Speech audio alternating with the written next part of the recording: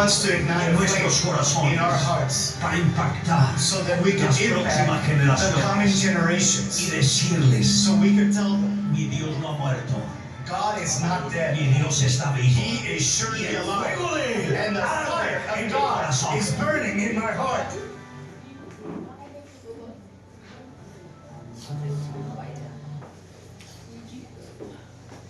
I decided to do the fast because I think something significant happens when a group of people join together and are seeking after God. Fasting for me is a time when I get to quit focusing on me and quit focusing on what I can change in me. One of the biggest changes we saw was in our finances. I remember during the fast, we really prayed that God, we need you to meet us here. We need you to provide for us. We need you to make a way for us. And we began during the fast, that was one of the things we were really fasting about as a couple, and God did some amazing things during that time. God began to do just a great work in my life personally, and he spoke to me in many times like he had never spoken to me before. My husband and I were struggling with infertility. Every doctor had pretty much told us no.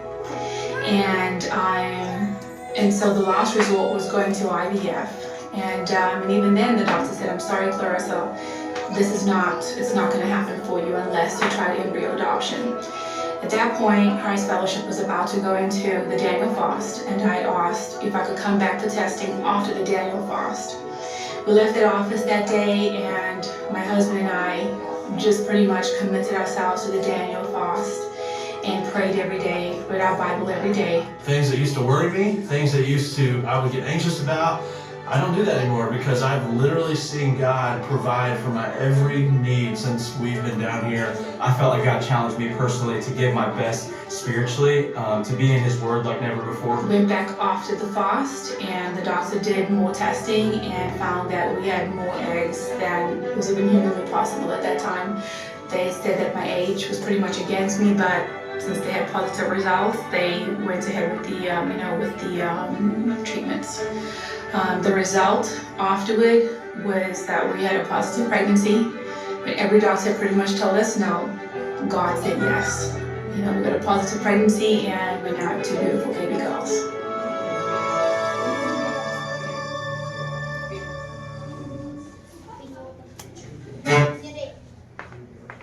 Daniel and prayer fasting gathering is still ongoing pa rin po. Every day 6 p.m. So we encourage everyone to join us. Let's unite and be one as a church. Yeah, yes. A powerful church is a powerful, prayerful church is a powerful church. Amen. So, good morning, PCC family. Happy New Year. And kahit second week ng year is Happy New Year pa rin. Mom, why don't we stand and greet the person next to you with a beautiful New Year. Today is the second Sunday of the year, 2025. And this mark your year 2025. Kaya sino dito ang you are expecting Lord's exceptional favor in your life? Amen. So, pwede ba, tingnan mo yung katabi mo at i-declare mo the word of blessing, word of encouragement. Sabihin mo sa kanila, you are favored. Lance, you are highly favored. Sister Manila, you are faithful. You are strong. Yes. You are victorious.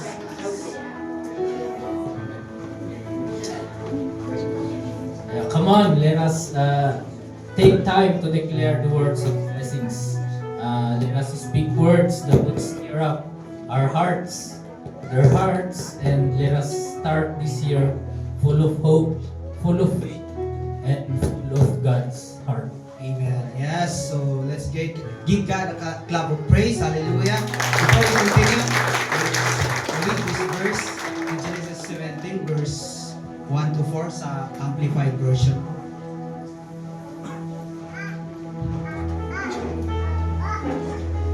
Yan, sabihin na, basahin natin sabay-sabay. 1, 2, 3, go.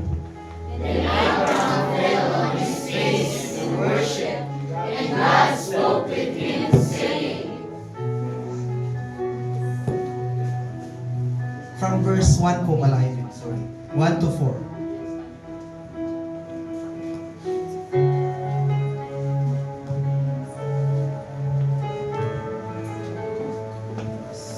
Go. As for me, behold, my covenant is with you, and as a result, you shall be the father of many nations. Verse 1. Okay. Amen. So who among you here, God has given you promises this 2025? Pag titignan natin sa verse 3, may binigay na Lord na covenant na promise kay Abraham.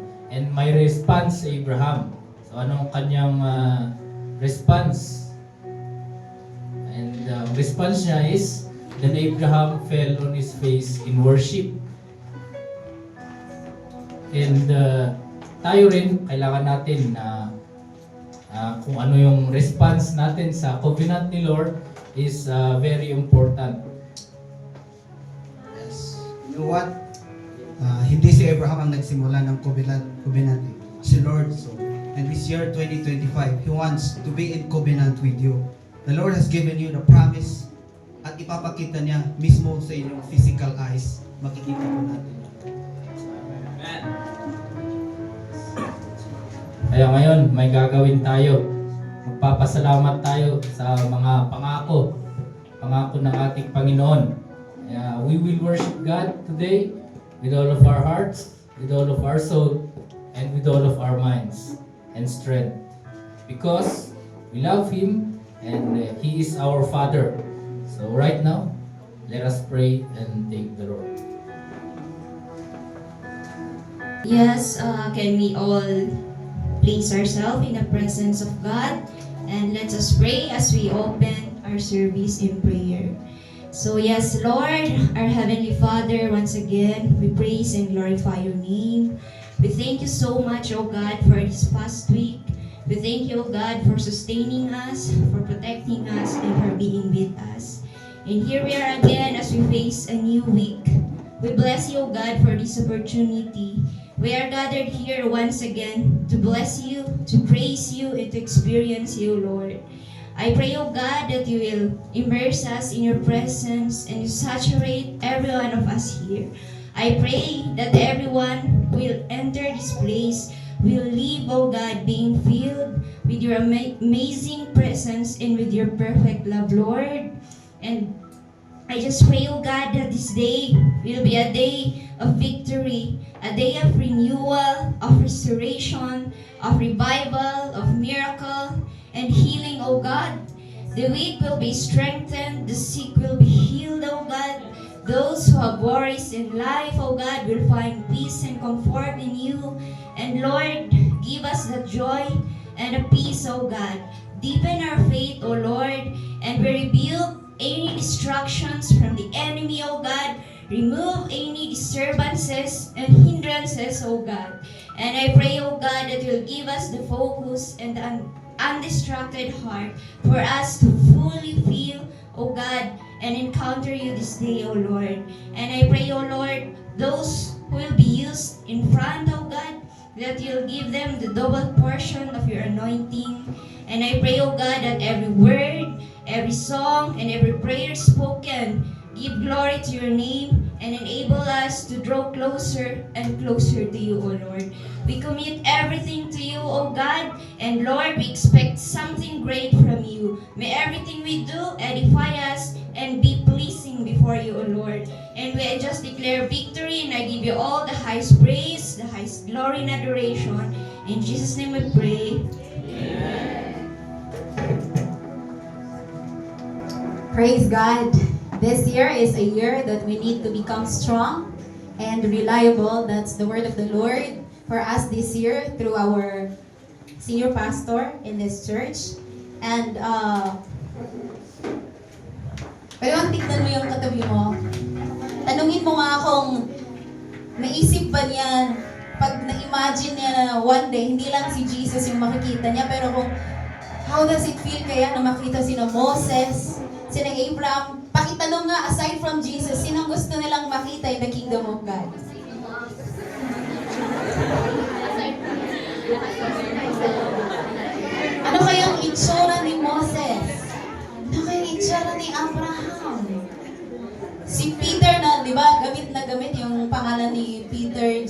John, Judas. Sobrang sikat na, ano yon mga pangalan.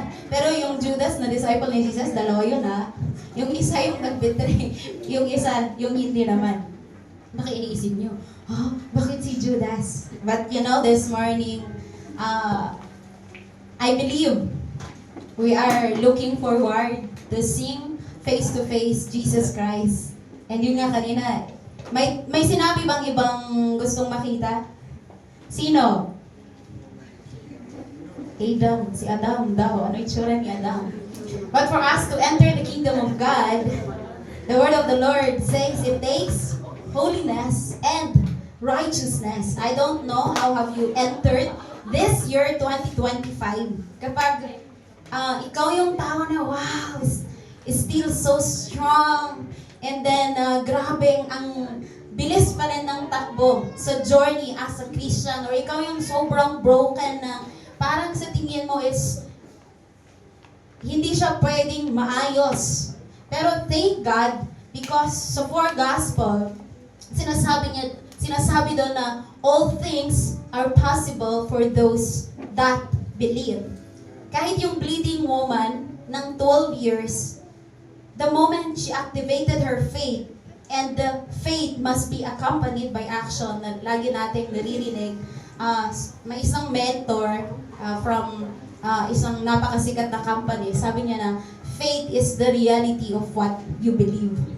And when you believe with all your heart, yung pinapaniwala mo na yun, it will come to reality. Do you believe it? So when we fully believe today that as we praise and worship the Lord, He will break every chain in our lives so that we can truly serve Him.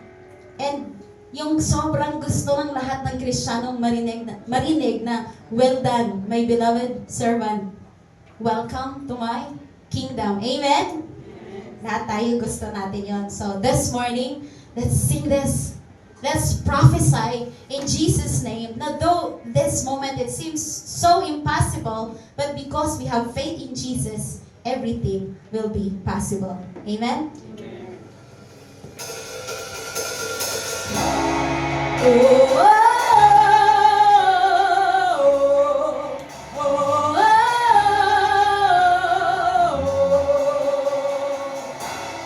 Break and run every chain and the fear that held me. I refuse to agree with the lies they told me. I take up my position, speak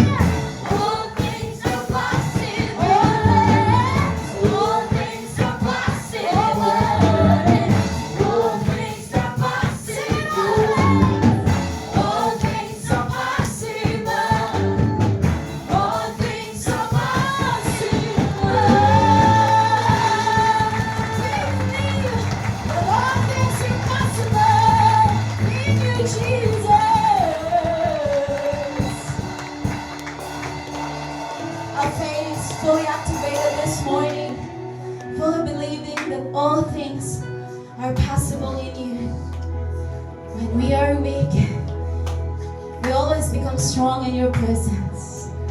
When we are poor, you can make us rich because you are so great, God. You are sovereign, God. There is no one like you. Come on, just this morning, can we sing it? How great is our God? How awesome is our God? How great is our God?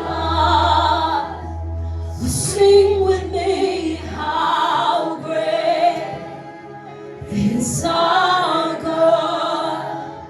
And all will see how great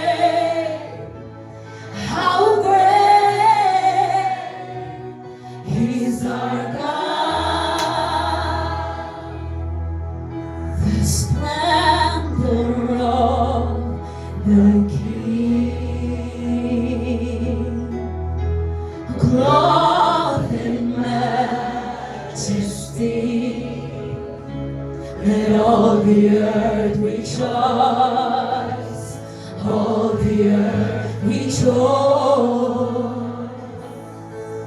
He wraps himself in love, and darkness tries to hide, yet trembles at his voice, trembles at his voice. How great is our God?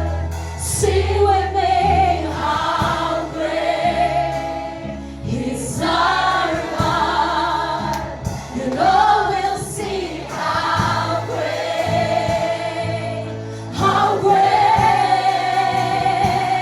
is our God. Raise to age he stands, and time is in his hands, beginning and the end, beginning and the end. The Godhead tree in one, oh Father, Spirit, Son, the Lion and the Lamb, the Lion and the Lamb. How great is our God? Say with me, how great is our God? And all will see how great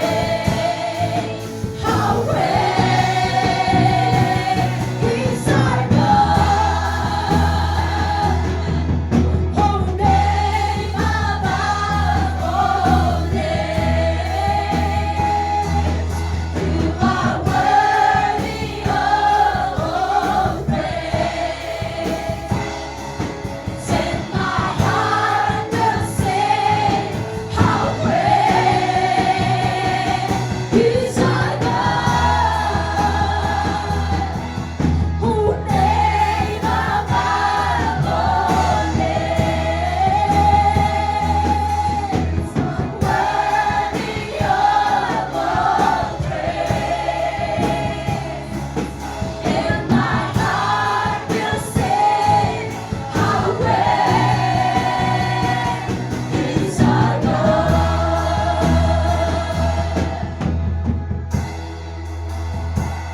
He's sing it, church. Sing with me, how great is our God, and all will see how great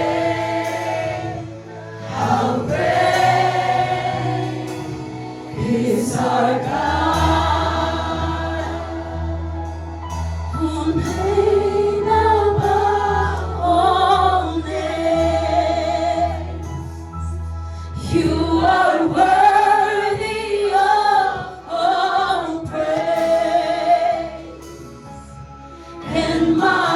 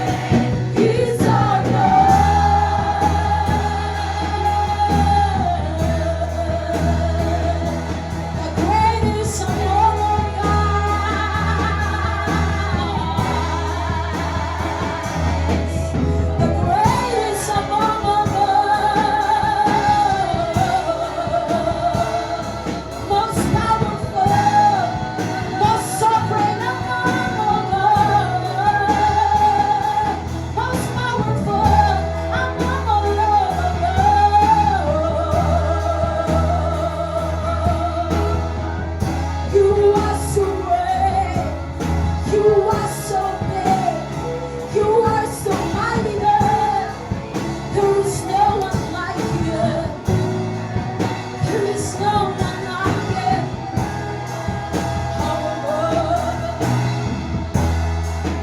There is none that compares to you.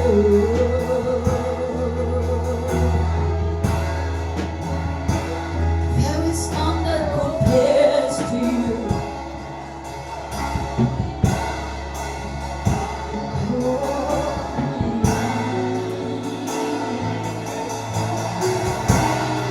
Even if we read all the books that were written, everybody agrees that you're the only true God.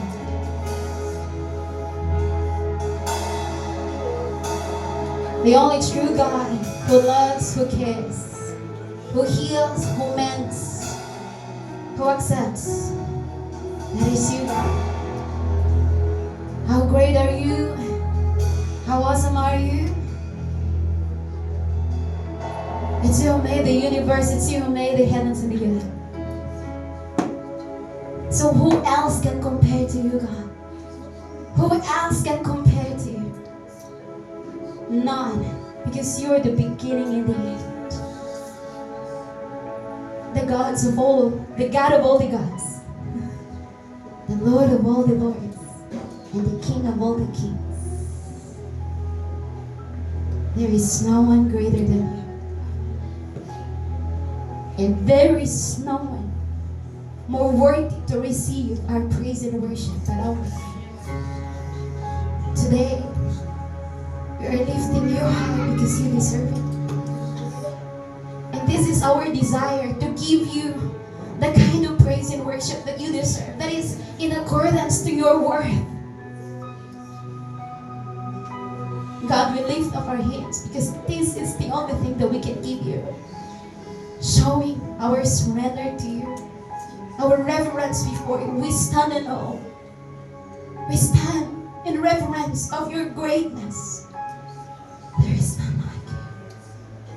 There is none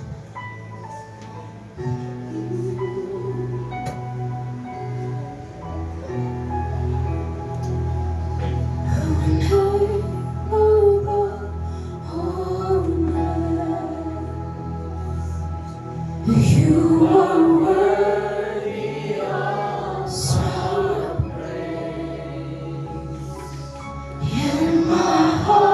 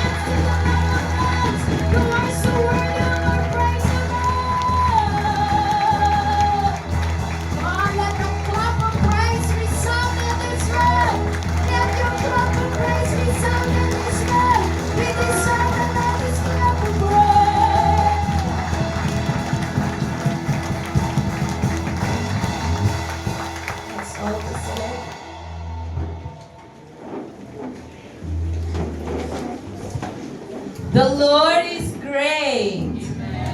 Look at your neighbor and share your sweetest smile. The Lord is great.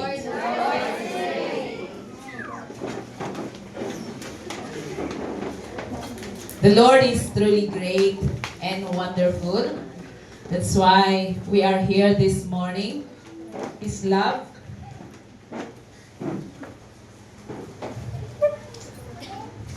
Sumayaw ba kayo? Sumasayaw yung palpit.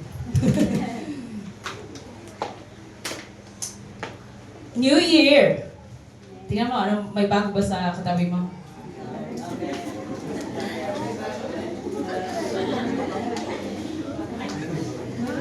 Sa bagong taon, sabi ng kasabihan, bagong buhay. Bagong taon, may mga ayaw kasi nadadagdagan ang edad. We cannot do anything with that. Madadagdagan talaga yung edad natin. Pero, is it possible to remain strong kahit nagdadagdag ang taon? Uy, salamat, may naniniwala. Parang kalahati of the house. Let us see the answer of the Bible. I want us to read Joshua chapter 14, verse 10 to 11. Joshua 14, 10 to 11. I want all eyes on the screen. Sabay-sabay nating basahin. Go! Now then, just as the Lord promised, He has kept me alive for 45 years since the time He said this to Moses, while Israel moved about in the desert. So here I am today, 85 years old. Next. I am still as strong today as the day Moses sent me out. I'm just as vigorous to go out to battle now as I was then. 45 years pass. Caleb says, he is still the same. Ganun pa rin siya kalakas. Can we read in Ilocano? Para for better understanding. Let's read in Ilocano. Go! Panululan, intuloy bigkain. Ukwat ang ulo, kalima at awunan pinapalabas, manibot, imbaga, tihapon, ay ito'y kani Moises. Imbaga na ito'y hindi ang kalalasa, Israel, jay kataan.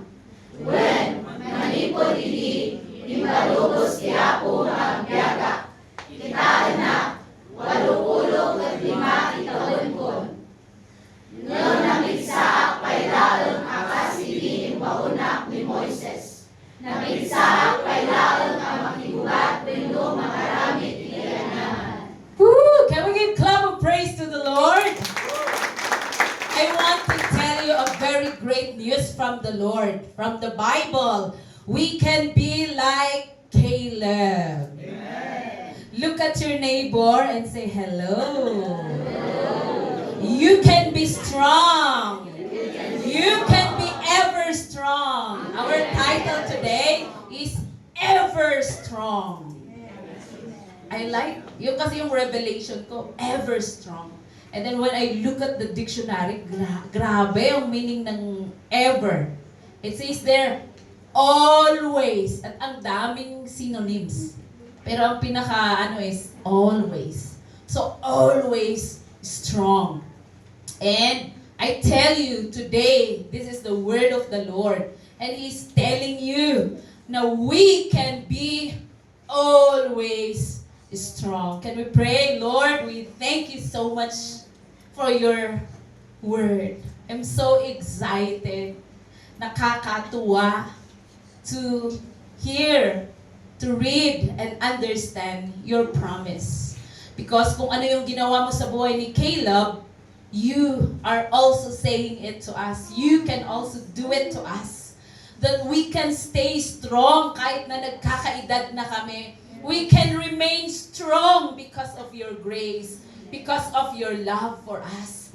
And I pray this morning that you will search every single individual, kung sino mang mga nanghihina right now, as your word is being delivered, they will be empowered, they will be awakened, they will be edified in the name of Jesus. Holy Spirit, come and touch every single person. Walang lalabas na hindi lumakas in Jesus' name. Walang lalabas na still the same. But I pray for amazing change, empowerment, resurrection of faith in the name of Jesus. Let us rise up. Let us do the things that you want us to do. Let us maximize the time that you have given to us. Let us live in our purpose. Bless your people. Bless your people. Every faith will arise. Every faith will be strengthened. Every single person will be strengthened. Everybody will be strengthened in the name of Jesus. Thank you so much. Speak your word in Jesus' name. Amen and amen. I cannot remember well, pero maybe it was 4 years ago when I decided to yung palakasin din yung yung katawan. Sabi ko, bakit yung mga athlete, napaka-flexible, and then sabi ko, I will do it also. So I started from January 1 na nag-exercise, and hindi ko alam kung day 9 or 8, and I got sick. Actually, sinabi doon, 1 week, you can rest, 7 days, mag-rest ka muna. Pero sabi ko, hindi, gusto kong tuloy-tuloy at talagang mas mapabilis yung paglakas ng katawan ko. Yun ang sabi ko. So, I did not follow yung instruction. Sabi ko, I'm decided, I made up my mind na maging ako, yung katawan ko, maging flexible, maging maayos, maging malakas. But, day 9, I got sick for 2 weeks. First, unforgettable kasi January. And, I got so sick. But, the Lord is telling us. The Lord is telling you. Sabihan mo yung katabi mo, gisingin mo, You can be ever strong. You can be ever strong. Sa Ilocano, napigsa nga kanayon. I don't know. I think maibang yun, translation. But kahit kung ibaga, kada tayo amin, mabalin gayam day, it's very possible nga napigsa tayo, nabilag tayo, nga kanayon. Amen? Kas tayong agbalin nga kaslakin ni Caleb. How can we be ever strong? Number 1, receive the promise from the Lord through the Bible. Can you say that with me? Receive the promise from the Bible. Wait lang. Nag-slide yun. Receive a promise from the Lord through the Bible. Caleb received promise when he was 40 years old. Pero bakit after 45 years, siya mismo ang nagsasabing na napigsa ak pailaang. Ijay aldaw nga imbaondak ni Moses. Kasama na kasi doon yung promise. Nakalakip yung commissioning when Moses commissioned them to go and spy the land. Nandun na din yung promise na meron silang portion. Meron silang inheritance. Sino ba sa inyo, kung pangakuhan, bibigyan ka ng ekta-ektaryang lupa, hindi mai-exile, hindi gaganahan? Hello? Ay, ayaw nyo? So he was so excited. And 45 years passed. Sabi niya, his strength is the same. Hindi nagbago. Napigsa pa ilang just the day. Just like the day, the moment nga imbaon ni Moses.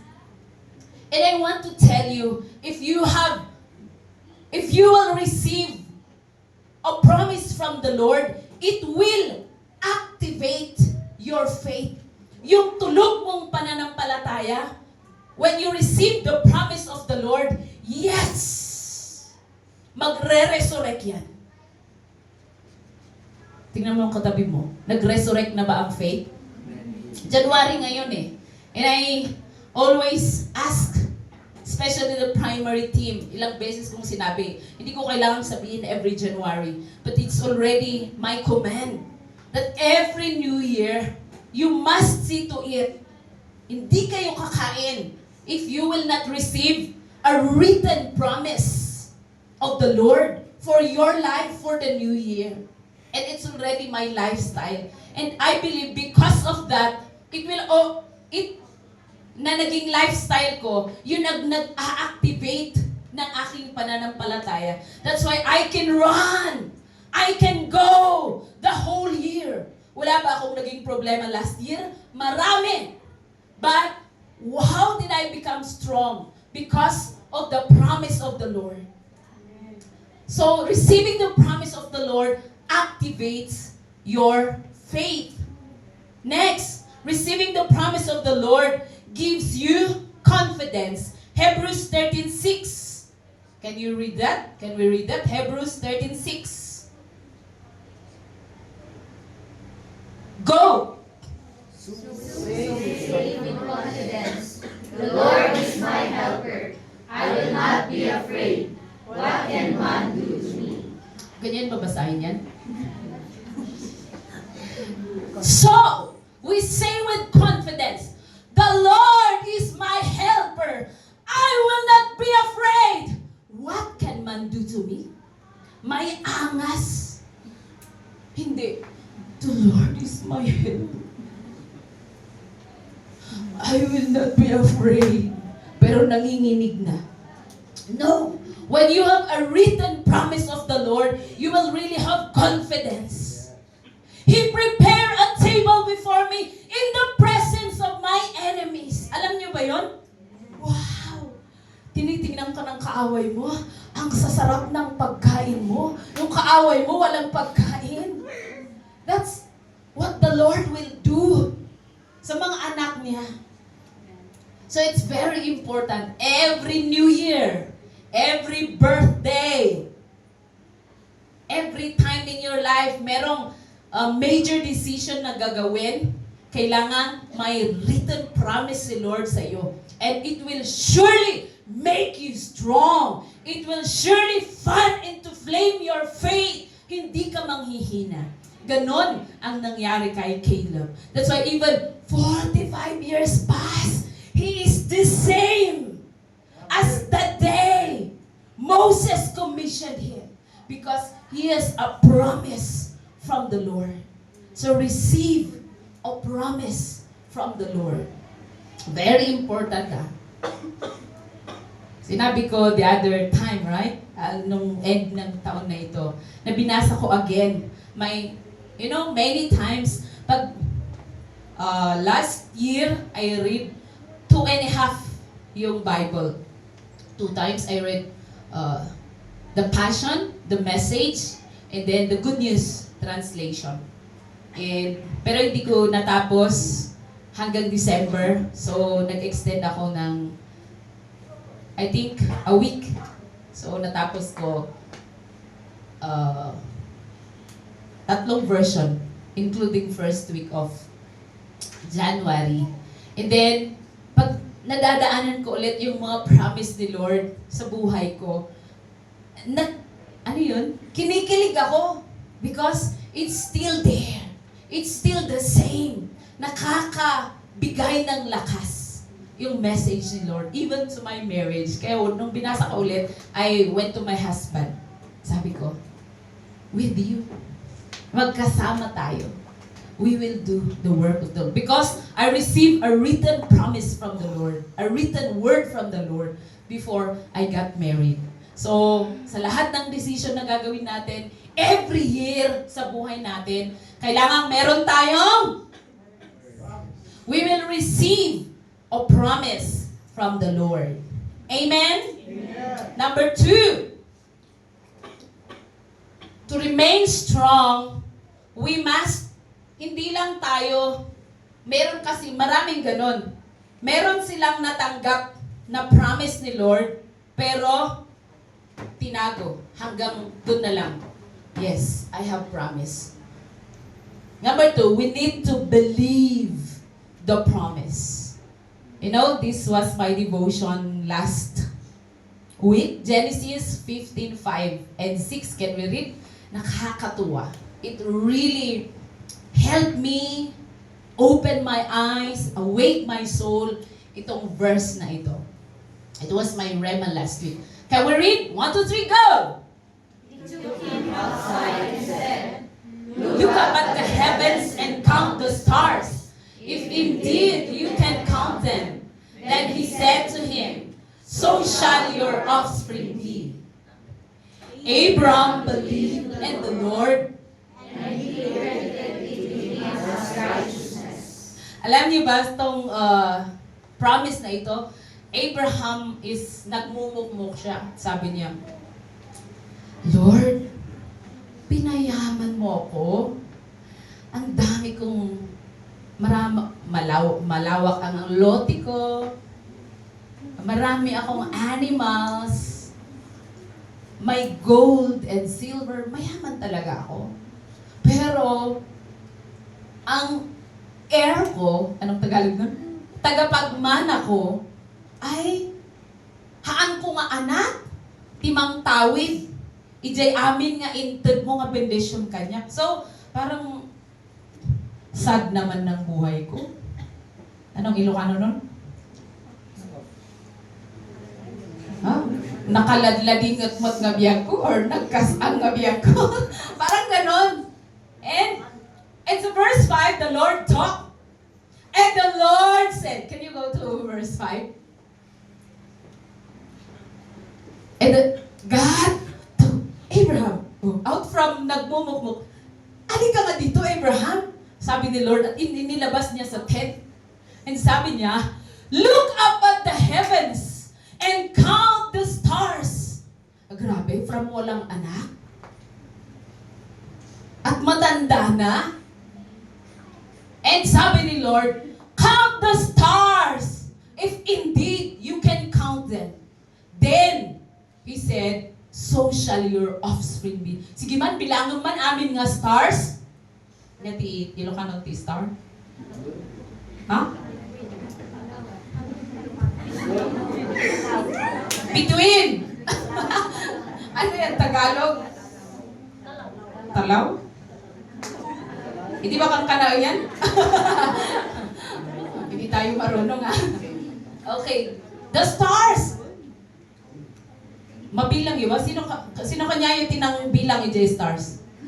At dama ka bilang? Actually, pag polluted ang air, konti lang ang nakikita natin. Pero the cleaner the air, the sky, walang pollution, the more we can see stars. When we were in Tagudin, nagpa-pioneer kami doon, just after our wedding, pumunta kami sa Tagudin at bakit gabi tayo pumunta sa river? We went to the river, we had visitor, our spiritual father came, and meron siyang kasamang Korean. And then, nasa river kami, and then, we said, wow!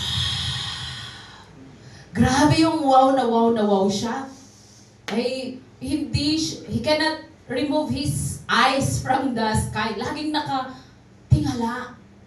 Sabi ni spiritual dad, kasi sa Korea, walang ganyan. Dito lang nakakita ng star. Nung pumunta ka naman kami sa Korea, akala mo cloudy. Eh, yun na pala ang ganun na ang situation doon because of the yung mga factories. It means the sky is already not really good. Kaya sabi ni Pastor Judy, our spiritual mom, I like the Philippines. Nakakakita pa ng star, pero doon wala ng star.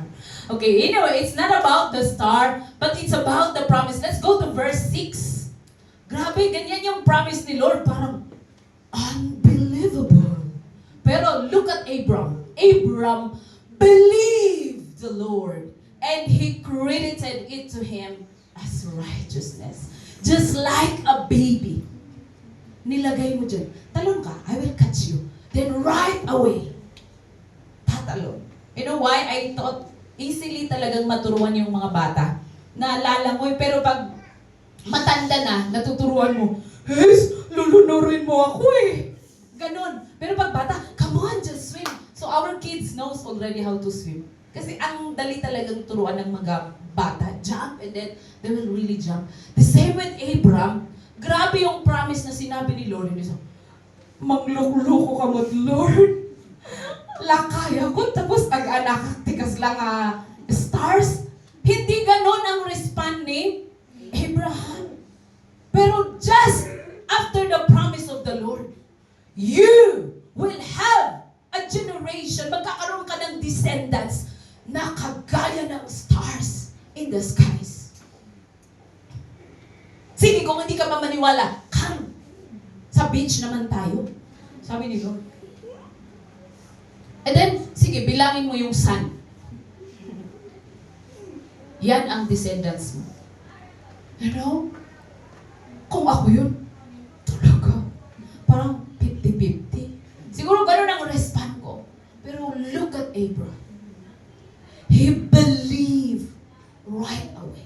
Without doubt. Kahit basahin natin sa New Testament, ang dami. Sa Romans hanggang sa Hebrews, ang daming pangalan ni Abraham because of his faith. He never doubted the Lord. He has unwavering faith. Kung anong sinabi ni Lord, right away, He will say, Yes, Lord! I believe.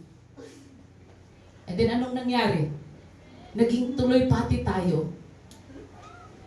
Father Abraham has many children. Magturo kayo. Many children has Father Abraham. Sing! I am one of them. O diba? So mabilang niyo ba kung ilan ang naging descendants ni Abraham? Naging spiritually kasama na tuloy tayo. Pero you remember how many years? And then, grabe, 72 lang yung descendants ni Abraham na pumunta sa Egypt. Pero pagbalik, naging million. Sabi ko, grabing multiplication. Totoo yung promise ni Lord. Amen? Amen. So, let us put our trust. Let us not only receive, may promise ka nga, pero tinago mo sa baul. Tinago mo sa safety box. Oh. That's why, when trouble comes, you are shaken. Why? The promise of the Lord made Abraham strong. Kasi kung nabibigatan at titingin sa taas, o nalulungkot at nagbumukmok at titingin sa baba, the promises of the Lord will always remind him. Kaya hindi siya nanghina. Laging napapalakas because he believed the promise of the Lord. Number 3. Number 1, we have to receive. Number 2, we should believe. And then number 3, wait for the fulfillment of the promise. Psalms 27:14 says, wait for the Lord, be strong, and let your heart take courage. Wait for the Lord. Naulit, first sentence hanggang sa last sentence, this is ESV. Wait for the Lord, be strong, and let your heart take courage. Wait for the Lord. Next, Psalms 37:34. Let's read, go. Wait for the Lord and keep His ways, and He will exalt you to inherit the land. You will look on when the wicked are cut off. ESV also. Wait for the Lord and keep His way, and He will exalt you to inherit the land. You will look on when the wicked are cut off. Sabi ni Nicky Gamble, Abraham waited for 25 years. Yung binasa natin kanina, he was 85 years old. When he, grabe, 85 years old when he received the promise of the Lord na nalulungkot siya at that moment. Wala pa siyang promise, okay? So nalulungkot siya. Nagmumuko. Grabe, yung kayamanan ko mapupunta sa ibang dugo. Kaya hindi ko kadugo. Yun ang sinasabi niya. Pero nag-promise si Lord, look at the sky. Count the stars. Yun ang maging descendants mo. Sila ang mag-i-inherit ng mga lahat ng meron ka. Yun ang sinabi ni Lord, 85 years old! And the fulfillment of the promise after 25. Ibig sabihin, 100 years old na siya nung nanganak si Sarah. Pero at that time, during that 25 years, hindi siya nanghina. Hindi siya nanghinaan ng loob. He just trusted and believed in the Lord. And true enough, sure enough, the promise of the Lord was fulfilled. Isaac was born from Sarah. Joseph waited 13 years. Do you remember Joseph the dreamer? And then, every time he received dream, ang saya niya paggising niya sa umaga, I want to share my dream. Ganun. Pero yung lahat ng kapamilya na, nandiyan na naman siya. Grabe yung galit sa kanya, yung kapamilya niya. Pero, Joseph is always excited kung nagkakaroon ng dream because that dream is from the Lord. Pero, 13 years pass. Pero grabe yung hardship na dinaanan niya. Moses waited 25 years. And then, Jesus waited 30 years. Ito ang sinasabi ni Nikki Gambel. If God makes you wait, you are in good company. Can you tell your neighbor? If God makes you wait, you are in good company. Tell your neighbor. Can you say it in Ilocano or Tagalog? Come on, pakisabi sa katabi. Paki-translate for me.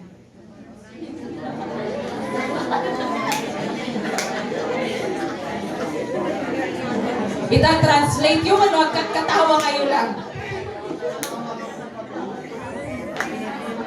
Come on, say it again para ma-straight yung translation nyo. Come on, translate to your neighbor. If God makes you wait, you are in good company.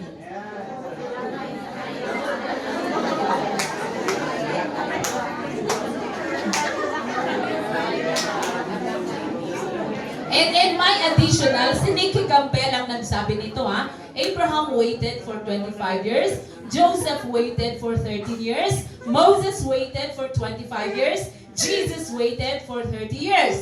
If God makes you wait, you are in good company. And then add ko, Caleb waited for 45 years. Our waiting is a process.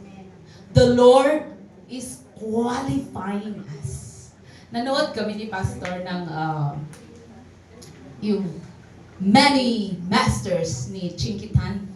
And what's the name? Attorney Carlo. It's Attorney Carlo. You watch it. Actually, sabi ni Pastor, gusto niyang ipanood sa mga leaders. Because he has faith in the Lord. And siya ang may-ari ng Don Benitos. Did you watch that?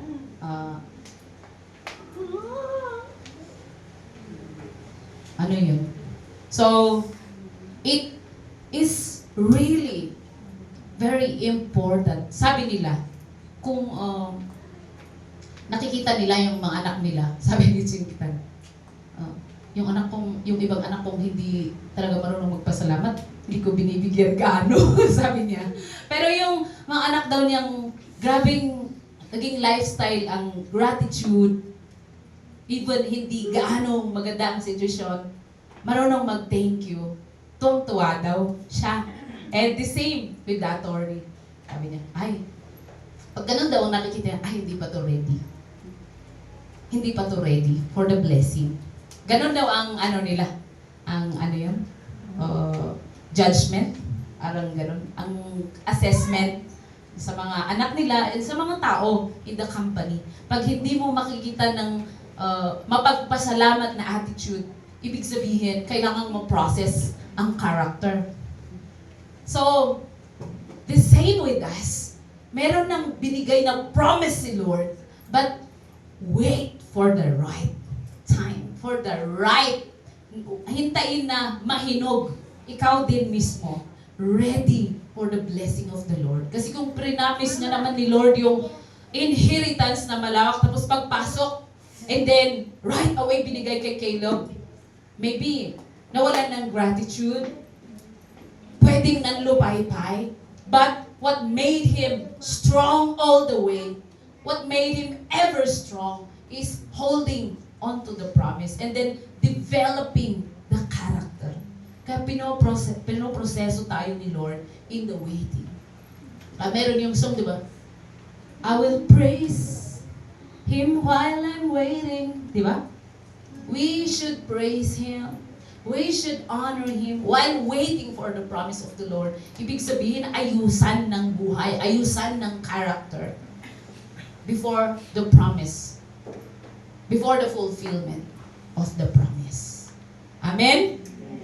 Last verse. Can we all stand? Psalm 73:26. I want us to read this and understand. Ready, go. My flesh and my heart may fail, but God is the strength of my heart and my portion forever. That is NIV, and in here, my health may fail, and my spirit may grow weak, but God remains the strength of my heart forever. We can be ever strong because we are God's children. Pakisabi sa katabi, anak ka ni Lord. Dahil anak ka ni Lord, He will sustain you, your strength. We have reason to be strong because we have a written promise. Pero ang tanong, meron ka ba? Did you receive revelation? Did you receive a written promise from the Lord? It's not yet late. January pa tayo, mga kapatid.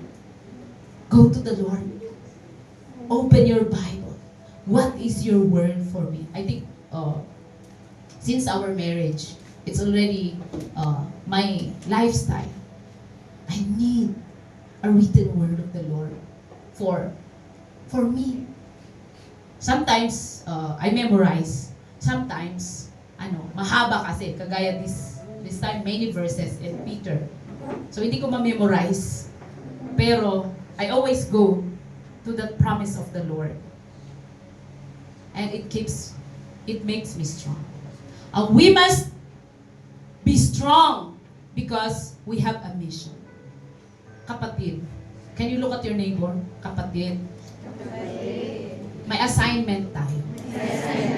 Ano yung assignment natin? The saving of our family. The saving of our relatives. The salvation of our friends. And our community. Kaya right away after our 21 days fasting, we will dive to our CLC. Community life change. And I pray na huwag kang hihindi. I really pray every one of us. That's why I encourage you to come in our 21 days prayer gathering. Kung hindi man kayo nagfa-fast for any reason you have, come and pray. A prayerful man is a powerful man. A prayerful woman is a powerful woman. We need the Lord. Come and pray. Mayroon pa tayong 2 weeks. We just finished the 6th pang-anim na gathering last night. But we will resume tomorrow, Monday to Saturday. 6 o'clock. You come. You think you need strength? Come and pray. I'm so amazed and I appreciate yung ginagawa ng Mother Church natin sa Colombia. Because meron silang 24-hour cycle of intercession. And kasama tayo sa pinagpipray nila. That's why we are moving forward. And I pray tayo din, hindi man 24 hours, kahit yung gabi-gabi coming together, that will be great. Pampalago po yun. Pampalakas po yun, mga kapamilya. So I encourage you, come and pray. Come and pray. The Lord will strengthen you. Meron kang mabigat na problema, you need strength to overcome. And I tell you, the Lord is able to give you strength. The Lord is able to give you strength. Kung Caleb maintained strength for 45 years, saan nga nagkapoy? Saan nga kinmapsot? That is because of the grace of the Lord. Kumapit siya kayo. May I ask the PAs, please distribute while ano. Come to the Lord. Apart from the Lord, of course, lupay-pay tayo. But when we connect ourselves, we receive His promise, we believe His promise, we wait on His promise, we will be strengthened. Amen. Let's remain in the Spirit. Let us be hungry. Because even through our Holy Communion, the Lord will charge us. As we remember what Jesus has done on the cross, we will be strengthened. We will be empowered.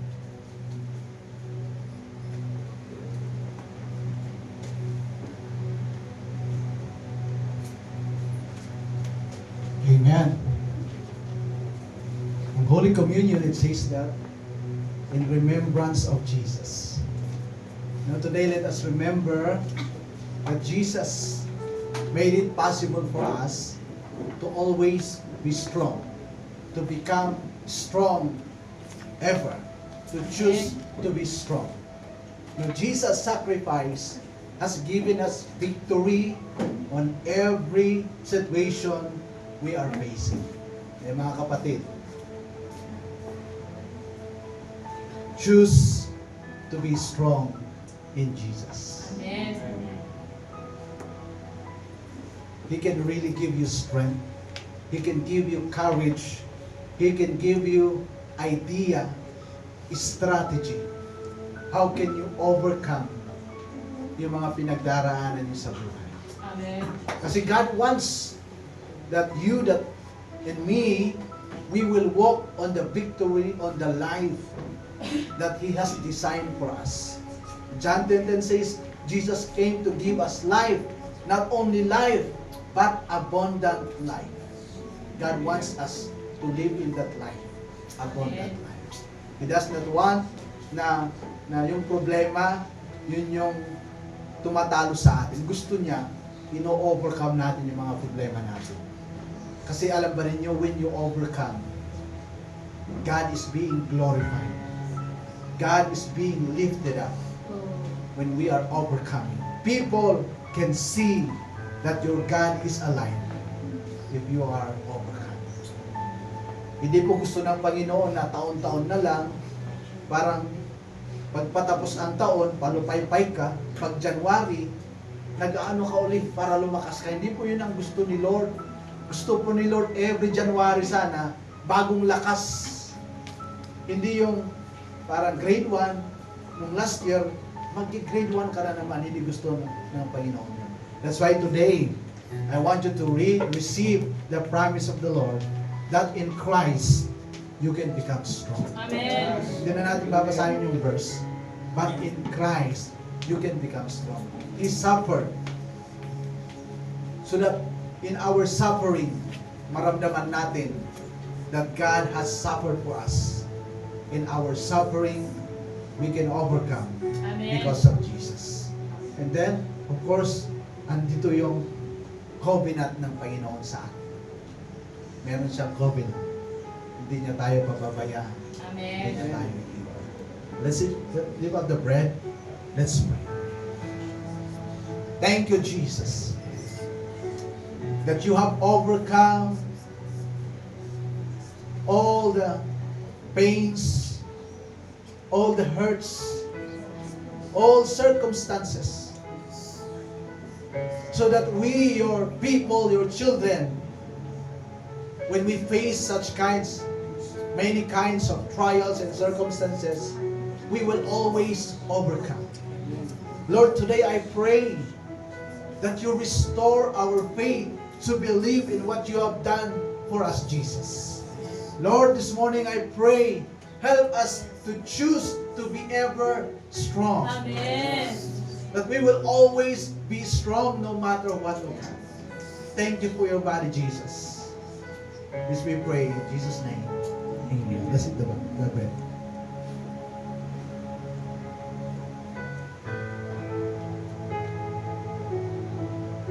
Okay, the cup na merong juice, sabi niya, it is the blood of Jesus, the blood of a new covenant. You know, God is a God of covenant. Pagpapansinin natin, in the Bible, He always make a covenant. Not just a promise, but with a covenant. Ibig sabihin, totoo, gagawin niya. He made a promise to Himself, to His name, because He cannot lie to Himself. So God's covenant for you, God will fulfill it. Now is the time for you to have that faith, to believe, and to wait, and be in the process, so that you can be qualified for the covenant of the Lord in your life. This is the moment na patuloy mong palakasin ang pananampalataya. Patuloy kang magpakatapat, maging tapat sa Panginoon. Anumang sitwasyon ang meron ka sa buhay mo. Pray natin. Pray tayo. Lord, we thank you for the covenant you are giving us. Lord, we thank you because you are faithful in your covenant. Lord, I thank you today. I believe, Lord, truly, hindi mo kami pababayaan. Amen. Hindi mo kami iniiwan, Panginoon. Hindi ka man namin nakikita physically, pero alam namin, Lord, nararamdaman ka namin, Lord, in our heart, in our mind, Lord, through your word, through our leaders, Lord, you are moving, God. At sinasabi mo, Panginoon, remember my covenant. Remember my covenant.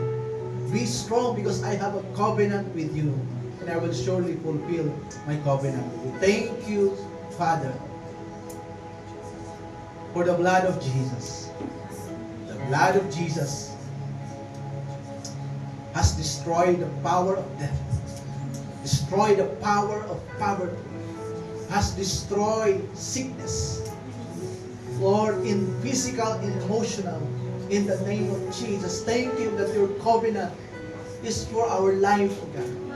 Every area, every aspect of our life. Father, we give you praise and glory for your goodness. In Jesus' name, amen. Let's pray. Hallelujah. Come on. I want you to renew your strength. Renew your faith in the Lord. Come on. Renew your mind.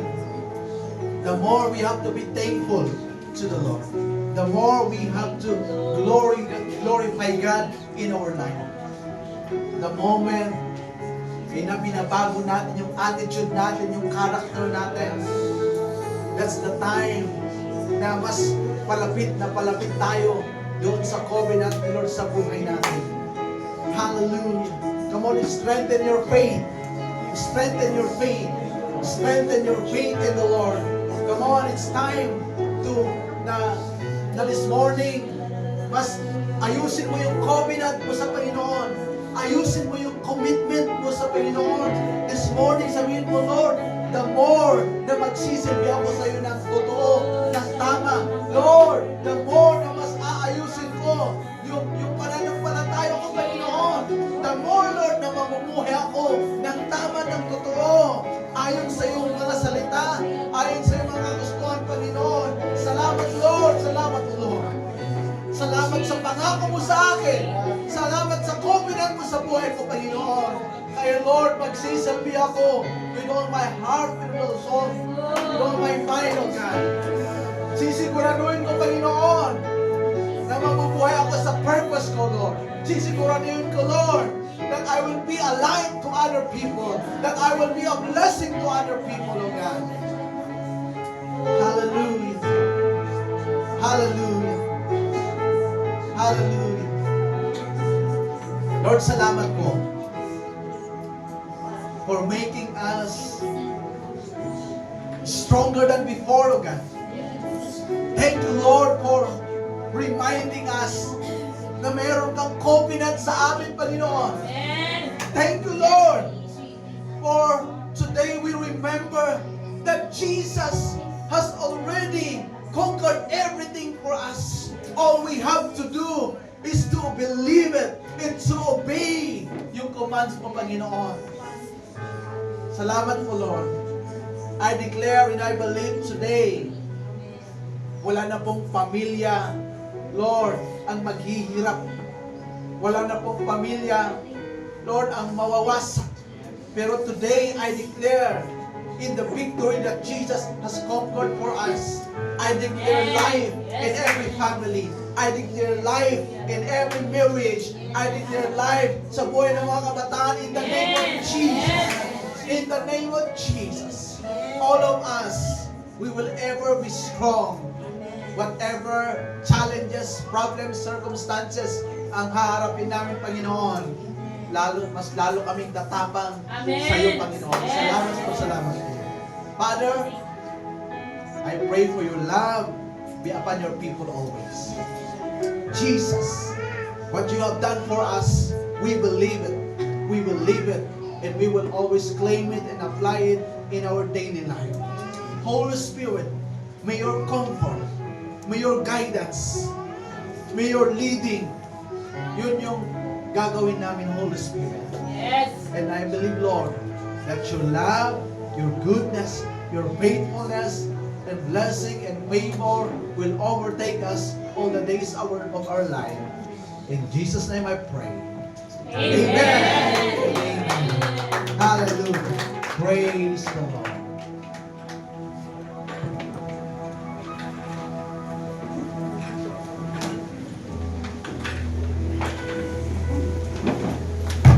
Blessed Sunday to all of us. We are excited to announce the first fruit offering beginning on the first Sunday of February through the last Sunday of February. This special offering is an opportunity for us to honor God with the first and best of what He has given us, acknowledging His goodness and faithfulness. The Bible encourages us to give our first fruits as an act of worship and trust in God's provision. It is a powerful declaration that we recognize God as the source of all blessings and that we place Him first in every area of our lives. As the Lord said in His words, honor the Lord with your wealth, with the first fruits of all your crops. Then your barns will be filled to overflowing, and your vats will brim over with new wine.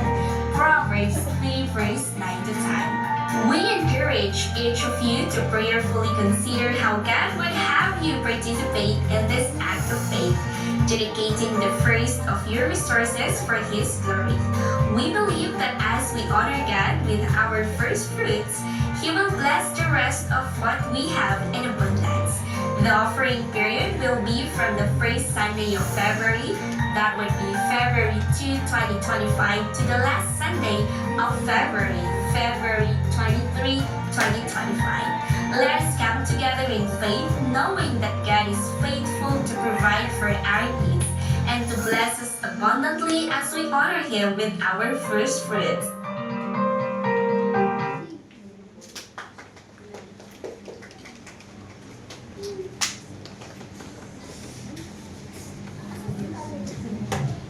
Yes, so let's give what the Lord deserves. And also, I want to say na huwag tayong matakot tumanda. because God is always sustaining our strength. Amen. He always have a promise to us that we can overcome everything. And we need to believe that all His promises, we will receive it, and we just have to patiently wait. And so let's read His words and receive all His promises to us. Be strong always, because in Him there is no weak. So let's stand and pray for our tithes and offering. Thank you, Lord, again for this wonderful day that you have given to us, oh Father God. Thank you again for the opportunity that we have heard again your promises, oh Father God. Thank you for a victorious week. Thank you for providing our needs, oh Father God. And as we give our tithes and offering, I pray that you will bless it more, for it will be used for your glory, Father God. And I pray that you bless all the work of our hands, oh Father God. And I rebuke any poverty, but I declare abundant blessings to all of us, oh Father God. And I pray there will be more doors of opportunity this year, oh Father God. Thank you, Father God, for all the miracles you are doing into our lives. We give you back all the praises, glory, honor, adoration in Jesus' name. Amen.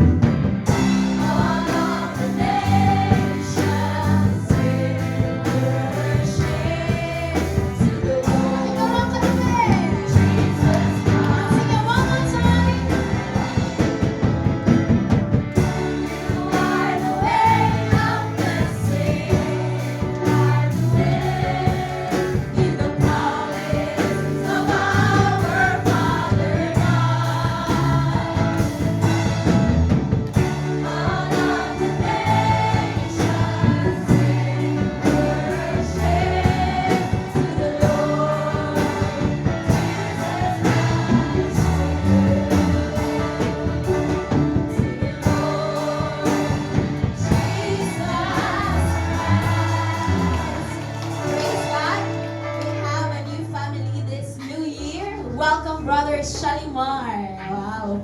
Tama ba yung pagsabi ko? Wow. Welcome to this church. Welcome to the family. Parang invite pa ng mga grade 7 ah. Wow! Oh, grade 7 yun. Praise the Lord for their life. dati ibagamikin ka. Ilocano ba? It's from our heart.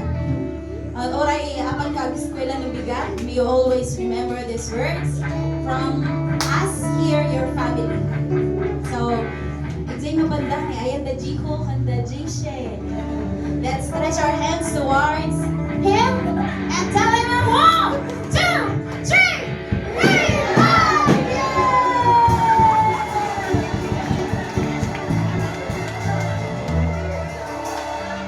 Again, we have a continuous gathering dito sa church every 6 p.m. We are encouraging everyone to attend. No, 60 dismissan mo, mabalimat nga, nagdiretso ka lang ito, inonya si Mabutang, you come and pray. So, we are looking forward to seeing you tomorrow. Kasi, alam mo ba mga attendance namin last week is 19, 20, wala, hindi pa nag-30. How can the church be strong if the people of the church is not praying? So, we encourage you. So, pakisabi nga sa see you tomorrow.